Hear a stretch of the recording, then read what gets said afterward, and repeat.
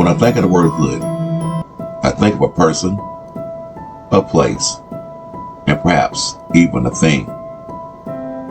I'm Sir Creepsta, and welcome to Muhlenberg County Ghost Stories from the Hood. So, sit back, relax, wrap up some snacks, and be terrified by yet another ghost story from the Hood. Around 2002, following the death of my beloved grandmother, many of the items that had belonged to her was passed on to my mother. Among the items was a doll that Granny cherished. It was an antique doll that she had picked up at a local yard sale.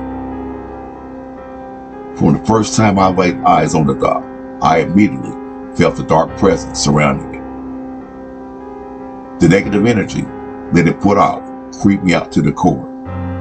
And for some reason, the doll's wandering eyes always seemed to follow me around the room, no matter where I was, making me feel as if I was in a scene straight out of a horror movie involving a doll. The doll was so creepy that neither my daughter, my two nieces, or my nephews dared to touch her, nor go near her whenever they happened to be visiting my mother. And they too often spoke of the dark presence they felt centered around the doll. Cindy Lou, the name given to her by my granny, was a lifelike doll, standing up around 3 feet tall, with reddish hair and dark, piercing eyes. She was placed in the corner of the living room in my mother's house, all alone by herself, appearing to always watch every move that anyone made while in that room. Before Granny's passing, I recall a time when I had a chilling experience with Cindy Lou, when I overheard what sounded like someone talking to my grandmother over the phone when I had called to check up on her. Only minutes later, to find out in Granny's house that there was no one there but Granny and her creepy doll. From that moment on, I knew there was something strange and also paranormal associated with the doll. Between 2002 and 2017, I remember several times while visiting with my mother that she would speak about unexplained things taking place around the house, such as the television being on in the mornings when she and my father woke up, when she knew for a fact that she had made sure to turn everything off just the night before. There were also many times that I would be there visiting when I would overhear my parents talking to one another about how their keys, along with various other items, would turn up in the unlikeliest places. Mom would also speak about when home alone, she'd often hear what sounded like a child's voice giggling and whispering throughout the house when no one else is there, only to shake it off and tell herself it was just her mind playing tricks on her. In 2018, my mom started to develop signs of early dementia. So to better take care of my mom, Dad decided it was best to move out of the larger house and into something much smaller, which gave him the liberty of being able to keep a close eye on Mom's everyday activities. During the move, I and my brother volunteered to lend our parents a hand in packing and moving of the furniture, as well as the rest of the household items that they would be taking with them to their new apartment. Everything was going along as smoothly as it could be at first with the move.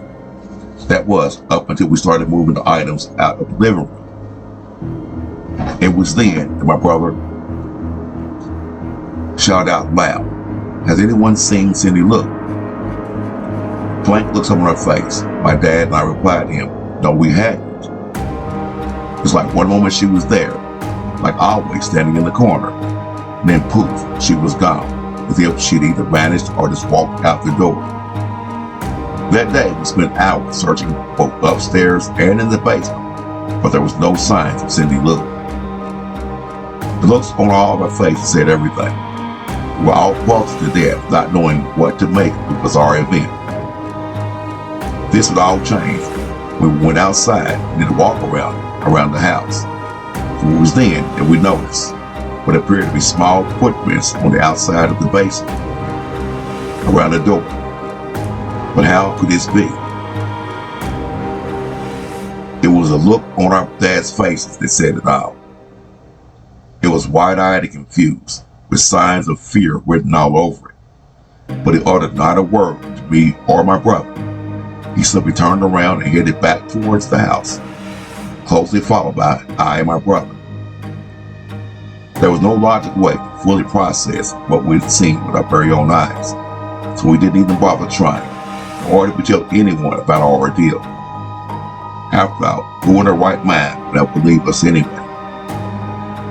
I spent the next few days going around asking some of the neighbors who lived closest to my parents if they had by any chance seen an old antique doll that might have gotten left behind during the move, only to have them look at me with blank looks on their face as they all shook their heads indicating to me no. But I know what happened and what we witnessed on that day. It was nothing less than terrifying. Even to this day, I still find myself, whenever I pass by a yard sale or even a thrift store, searching for Cindy Look, in hopes to bring some closure to the case that has both baffled me and haunted me all of my life. That's all for now, folks. Be on the lookout for more stories to come. I am that I am, but what I'm not, I won't ever be. I am Sir Creepsta, and until next time, stay terrified.